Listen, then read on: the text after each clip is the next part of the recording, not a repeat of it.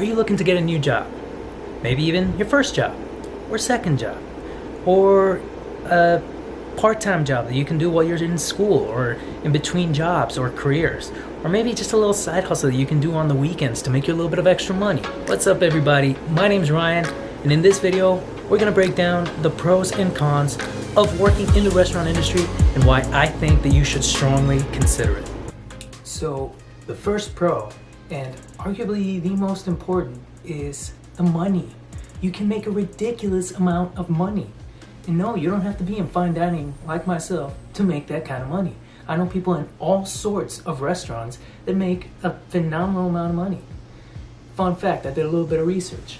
According to the Bureau of Labor Statistics, the 2015 median pay for lawyers in the US was $115,820. Hourly pay for lawyers worked out to $55.69 per hour, though of course many lawyers bill much more than this hourly rate for their services.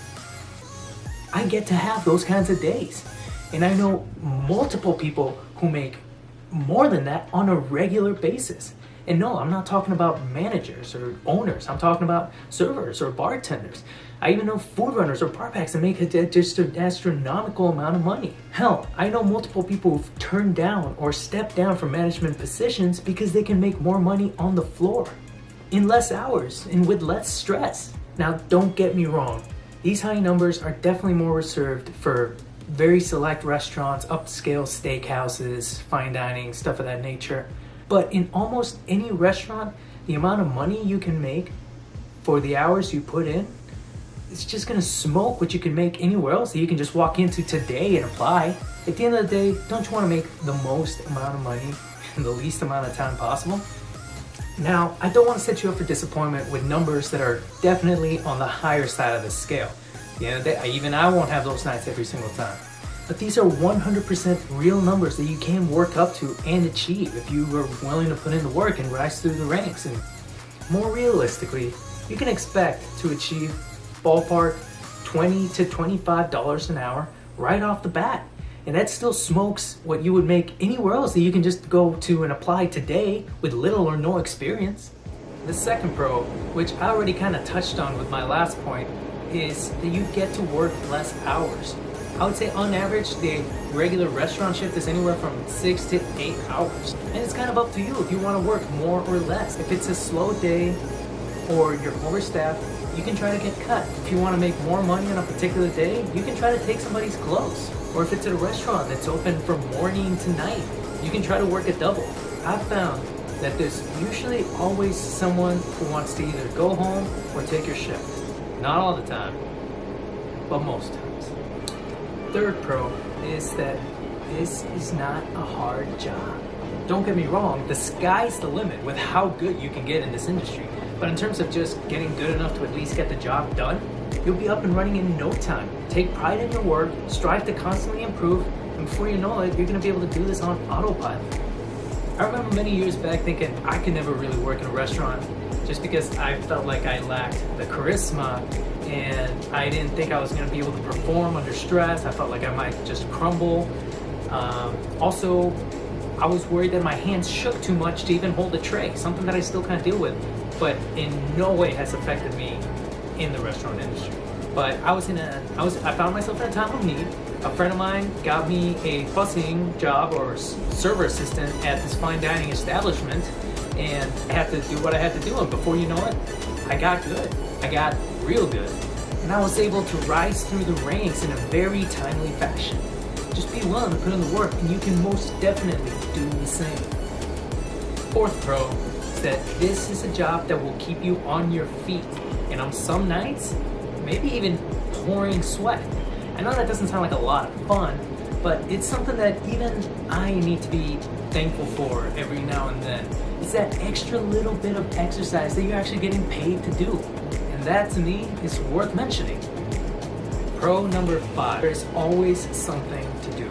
And always looking for something to do is something that's gonna set you apart from everybody else. I've worked in retail, I've worked in wholesale, and I am telling you, time goes by way faster in a restaurant, especially when you're busy. On that note, isn't it nice to know that the busier you are and the harder you're working, the more you're getting paid, probably? The busiest day in the world doesn't mean jack if you are working in wholesale or retail like I did, or really anywhere with a flat hourly salary. If your tables or bar guests are taken care of, try to go check in on somebody else's section. If everybody's sections are in great shape, then go stock your section, or polish some glassware or silverware, or detail the chairs. If you're not in the mood to stand around, you can most always find something to do and look damn good while you're doing it. Pro number 6. There's always the chance of scoring big. Now, the odds are not the highest, and even in fine dining, you really don't come across these people too often. But at least there's the slight chance that somebody will come in and make your day.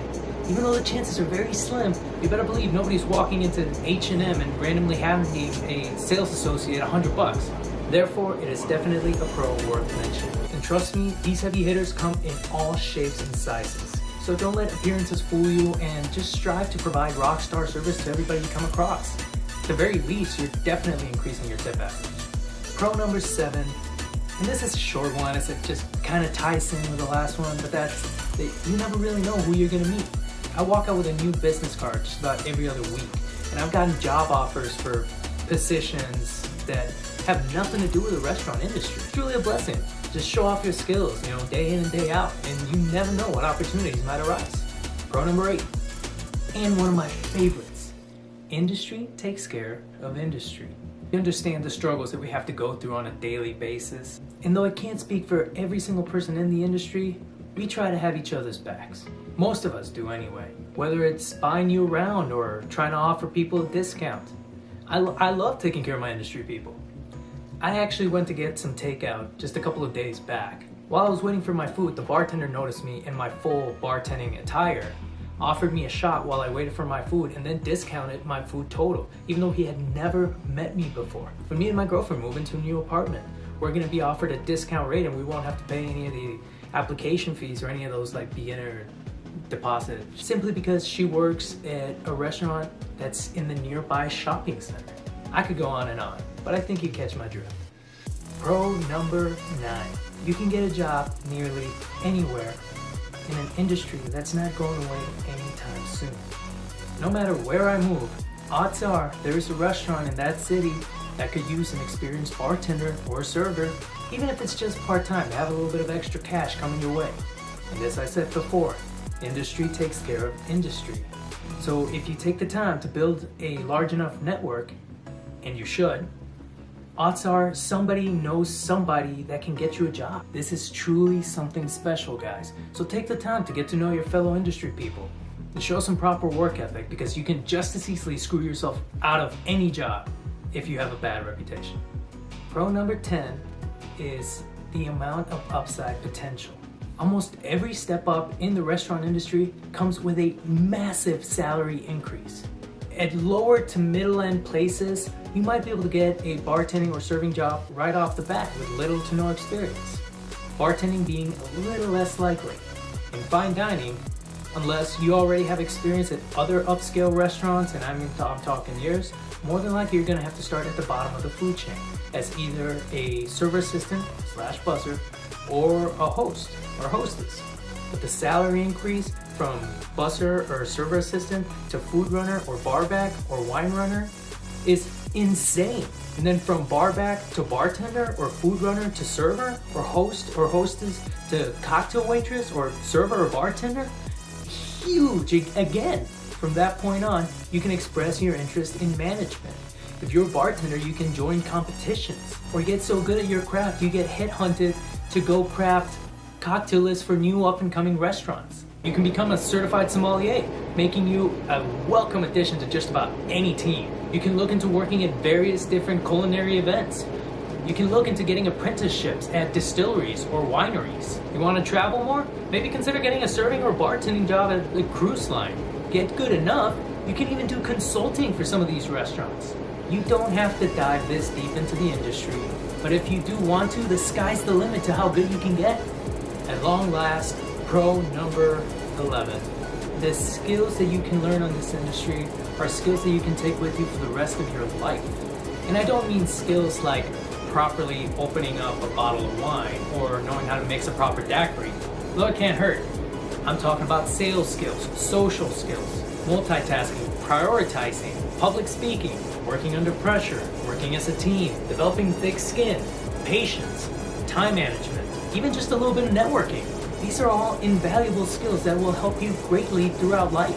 Just as there's room to grow in the industry, there's also room for personal growth. And whether you're in the industry for the long haul or not, I hope these are still skills that you are able to develop and take with you to whatever path you decide to go on.